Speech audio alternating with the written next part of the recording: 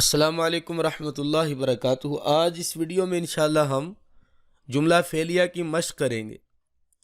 تو جملہ فعلیہ کسے کہتے ہیں اور اس کے اجزاء بیان کریں۔ ایسا جملہ جو فعل سے شروع ہو، سمپل سی بات ہے، ایسی قرآن پاک میں آیت کہ جس کے شروع میں فعل ہو، یا ایسا سنٹینس عربک میں کہ جس کے شروع میں فعل آ رہا ہے، اسم نہیں آ رہا، حرف نہیں آ رہا، تو وہ جملہ فعلیہ کہلاتا ہے۔ اور اس کے 4 جز ہوتے ہیں، 4 حصے ہوتے ہیں، 4 اس کے پارٹ ہوتے ہیں۔ سب سے پہلے نمبر پہ فعل ہوتا ہے، اسم لازمی، کیونکہ یہ جملہ فعلیہ ہے۔ فاعل ہوگا، یہ بھی لازمی ہے۔ فعل اور فاعل کم از کم ہوں گے، جو بھی جملہ فعلیہ ہوتا ہے اس میں کم از کم 2 چیزیں لازمی ہوتی ہیں، فعل اور فاعل۔ پھر اس میں مفعول ہوگا، اور پھر چوتھے نمبر پہ متعلق فعل ہوگا۔ جیسے قتل داود جالوت، قتل کیا داود نے جالوت کو، اس میں فعل، فاعل اور مفعول موجود ہے۔ دخل الرجل فی المسجد، داخل ہوا ایک آدمی مسجد میں، اس میں فعل، فاعل اور متعلق فعل موجود ہے۔ آگے دیکھیں مثالیں مزید اس کی قرآن پاک سے۔ ضرب اللہ مثلا عبدا مملوکا، اللہ ایک مثال بیان فرماتا ہے ایک غلام کی۔ اب اس میں دیکھیں کہ جن جن حروف کے آخر پر زبریں آ رہی ہیں وہ مفعول ہے، اور جس کے آخر پر پیش آ رہی ہے اسم کے آخر پر وہ فاعل ہے۔ ضربہ فعل ہے، اللہ فاعل ہے کیونکہ اس کے آخر پر پیش آئی ہے، مثلا 2 زبریں ہیں، مفعول ہے، عبدن مفعول ہے، مملوکن مفعول ہے۔ جعل الشمس ضیاء والقمر نورا وقدرہ منازل، اب اس میں فعل کون سا ہے؟ جعل فعل ماضی ہے، جعل یجعل اس کا باب ہے، فعل ماضی۔ اس نے بنایا، کیا بنایا؟ سورج کو، جس نے سورج کو روشن بنایا، والقمر اور چاند کو، نوراً منور فرمایا، وقدرہ اور مقرر کر دی، منازل چاند کی منزلیں۔ اب اس جملے میں آپ دیکھیں، اس مثال میں آپ دیکھیں کہ سورج، شمسہ اس کے آخر پر زبر ہے، اور زیان اس کے آخر پر 2 زبریں ہیں، ایک زبر آ جائے یا 2 زبر آ جائیں، دونوں صورتوں میں یہ مفعول ہی بنے گا۔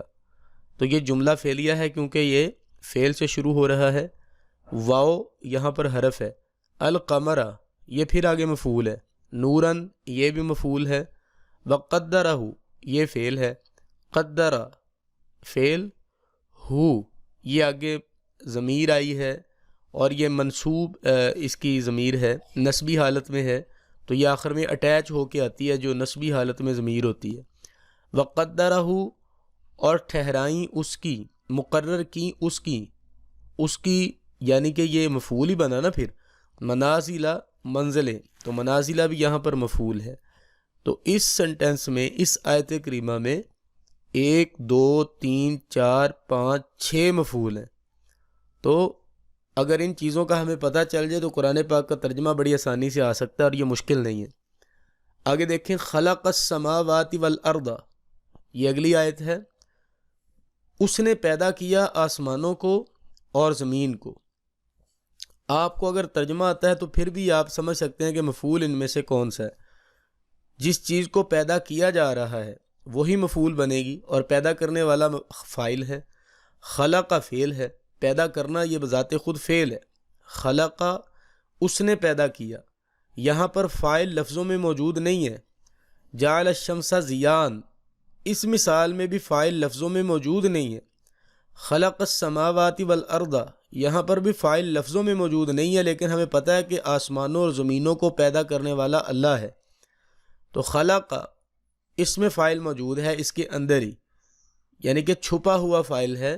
خلق اس نے پیدا کیا، ہوا ضمیر فاعل کی ہوگی یہاں پہ، السماوات آسمانوں کو، والارض اور زمین کو، وجعل اور اس نے بنایا، الظلمات اندھیروں کو، والنور اور روشنی کو، جس نے آسمان اور زمین بنائے اور اندھیرا اور اجالا بنایا۔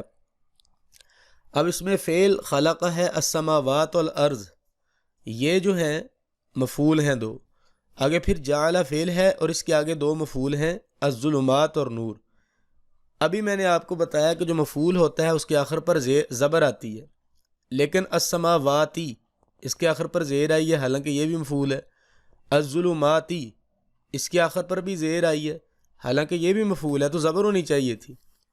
تو یہ ایک بات آپ یہ بھی سمجھ لیں کہ ایسی جمع کہ جو مؤنث ہو اور سالم ہو، اس کا جو مفعول والی حالت ہے، حالت نسبی ہے، وہ زیر کے ساتھ ہی بیان کی جاتی ہے.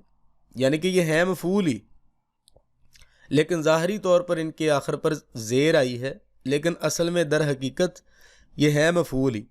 اور ان کی مفعولی حالت یعنی کہ نسبی حالت زیر کے ساتھ ریپرزینٹ کی جاتی ہے. کیا مطلب؟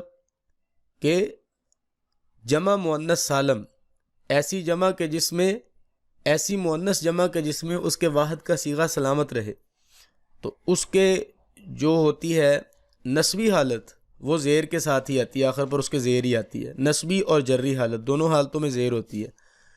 تو یہ تھا آج کا ہمارا سبق. انشاءاللہ امید ہے آپ کو پسند آیا ہوگا. تو ملتے ہیں انشاءاللہ نیکسٹ ویڈیو میں. السلام علیکم ورحمۃ اللہ وبرکاتہ.